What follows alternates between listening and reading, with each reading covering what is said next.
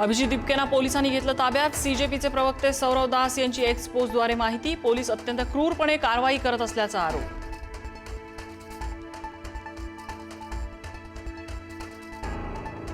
Cockroach जनता पार्टीची संसदेकडे कूच। आंदोलक विजय चौकापर्यंत पोहोचले। मोर्चाच्या पार्श्वभूमीवर संसदेबाहेर कडेकोट बंदोबस्त। आंदोलकांना पांगवण्यासाठी पोलिसांकडून अश्रुधुराच्या नळकांड्यांचा मारा।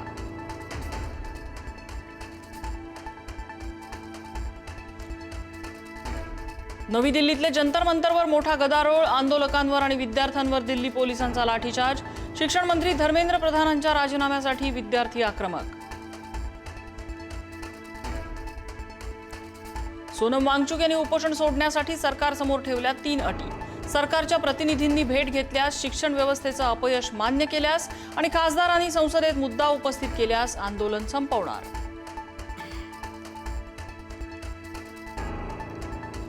सरकार तरुणांना घाबरलंय, त्यामुळे मोर्चाला परवानगी दिली नाही। संजय राऊतांची टीका। धर्मेंद्र प्रधान यांचा राजीनामा घेऊन सरकारने तरुणांचं समाधान करावं। तरुणांचा अंत पाहू नये, राऊतांची मागणी।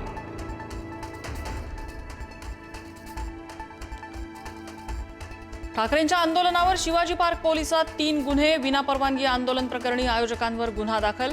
परवानगी नसतानाही नागरिकांना जमण्याचं आवाहन केल्याने 2रा गुन्हा। दादर वाहतूक कोंडी प्रकरणी 3रा गुन्हा।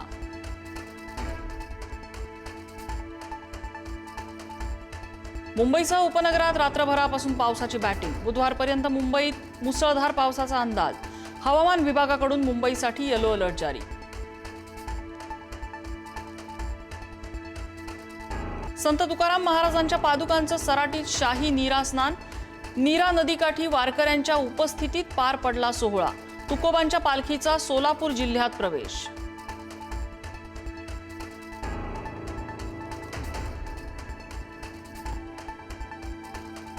संत ज्ञानेश्वर महाराजांच्या पालखी सोहळ्याचं माळशिरसच्या दिशेनं प्रस्थान। पुरंदवडे इथं आज पालखीचं गोल रिंगण। पालखीचा आज माळशिरसमध्ये मुक्काम।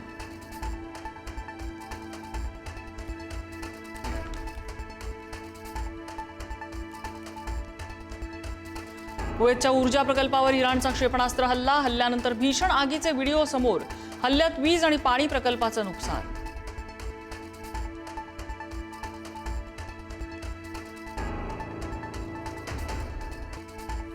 मेस्सीचं स्वप्न भंगलं। Spain world champion. थरारक सामन्यात अर्जेंटिनावर 1-0 ने मात।